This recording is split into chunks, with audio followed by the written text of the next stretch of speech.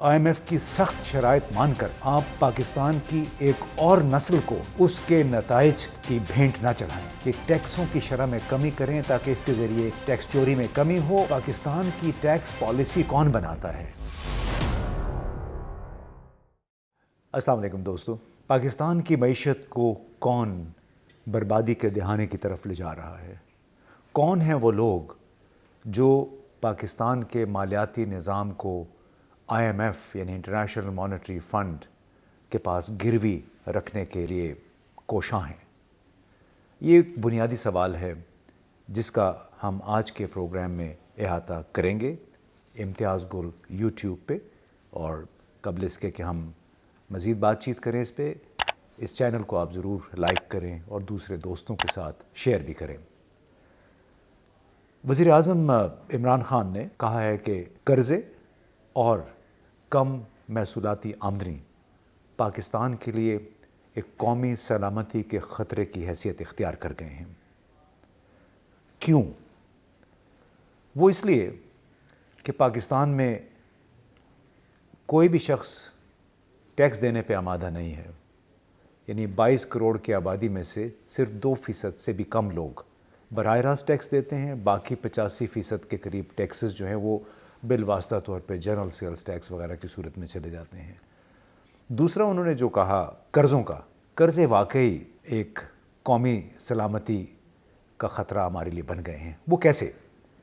آپ دیکھیے کہ ٹیکسٹائل انڈسٹری کی برآمدات صرف 4 مہینے میں 6 ارب ڈالر تھیں، لیکن حکومت پاکستان نے IMF سے 6 ارب ڈالر کا قرضہ لینے کے لیے، جو کہ 36 ماہ پہ محیط ہوگا، اس کی 1 ارب ڈالر کی قسط جاری کروانے کے لیے نہ جانے ہم نے کون کون سے کمپرومائزز کر دیے۔ صرف 1 ارب ڈالر ہمیں مل رہے ہیں، اس کے لیے کوئی 300 سے 400 ارب روپے کے نئے ٹیکس لگائے جا رہے ہیں۔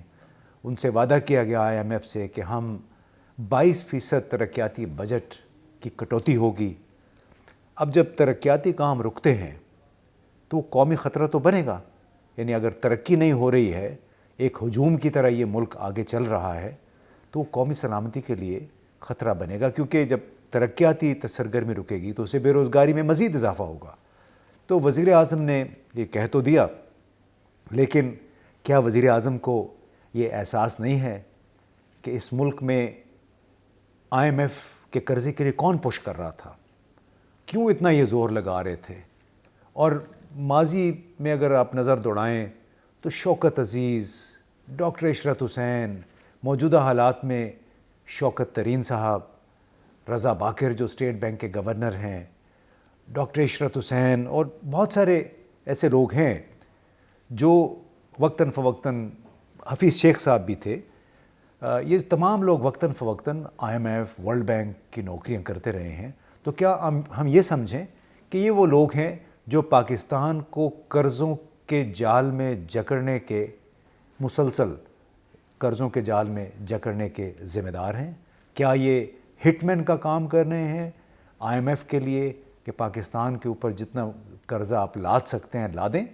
کیونکہ اسی وجہ سے پاکستان کو مجبوراً، ہر حکومت کو مجبوراً ایسے اقدامات کرنے پڑتے ہیں جس کی براہ راست زد عوام کو پڑتی ہے۔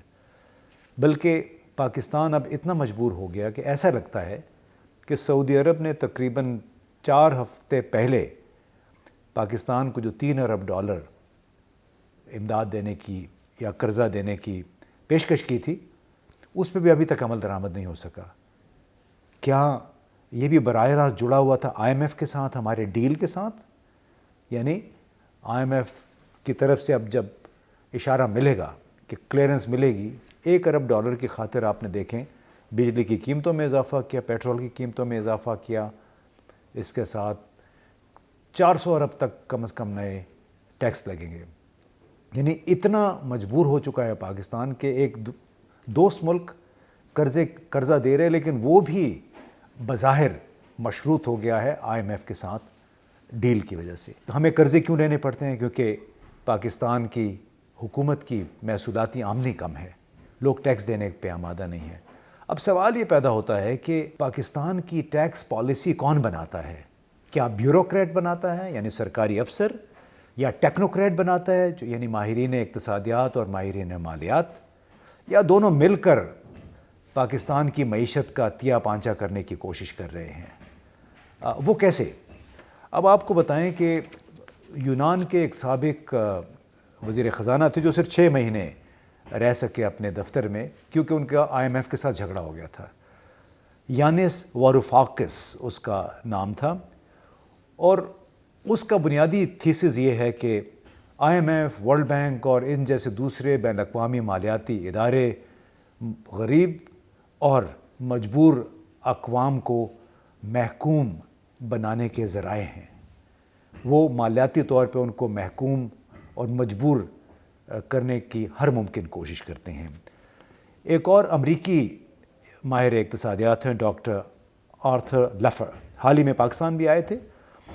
انہوں نے بھی یہاں پہ اپنے لیکچرز کے دوران کہا کہ IMF نے اب تک پاکستان کو کم سے کم منافع بخش بنانے کے لیے ہر ممکن کوشش کر لی ہے، لیکن ساتھ ہی انہوں نے حکومت سے یہ بھی کہا کہ IMF کی سخت شرائط مان کر آپ پاکستان کی ایک اور نسل کو اس کے نتائج کی بھینٹ نہ چڑھائیں۔ اس کے ساتھ ساتھ پاکستان کے بڑے معروف ٹیکس کنسلٹنٹ ہیں، وکیل بھی ہیں، ڈاکٹر اکرام الحق، پھر حزیمہ بخاری صاحب ہیں، یہ لوگ بھی بار بار کہہ رہے ہیں کہ IMF کے قرضوں پہ انحصار کرنے کی بجائے آپ کو پاکستان کے اندر آمدنی بڑھانے کی کوشش کرنی چاہیے۔ وہ کیسے ہوگی کہ آپ ٹیکسوں کی شرح کم سے کم رکھیں، چاہے وہ انکم ٹیکس ہے، چاہے سیلز ٹیکس ہے، جنرل سیلز ٹیکس ہے، اور پھر اس طرح بہت سارے بالواسطہ ٹیکسز لگائے ہوئے ہیں، امپورٹ ڈیوٹیز جو لگائی ہوئی ہیں، کہ ان کو کم سے کم رکھیں تاکہ زیادہ سے زیادہ لوگ ٹیکس چوری کرنے کی بجائے ٹیکس ادائیگی پہ آمادہ ہو سکے، اور یوں حکومت کی آمدنی بڑھے گی۔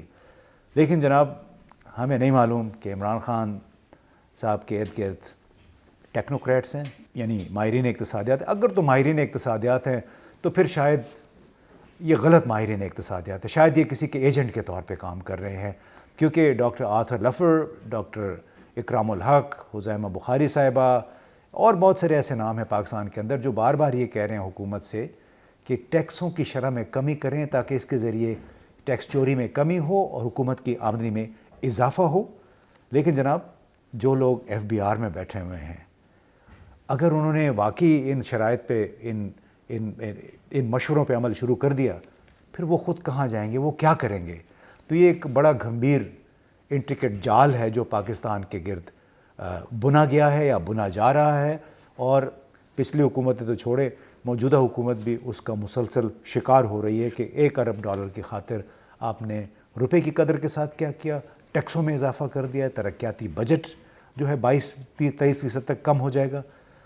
تو اگر حکومت ایسے ہی لوگوں کے ہاتھ میں رہے گی یا پالیسی سازی جو پاکستان کے عوام کے لیے نہیں شاید کسی اور کے لیے کام کر رہے ہیں، تو پھر پاکستان کی معیشت کا، پاکستان کی کرنسی کا برا حال کیوں نہیں ہوگا؟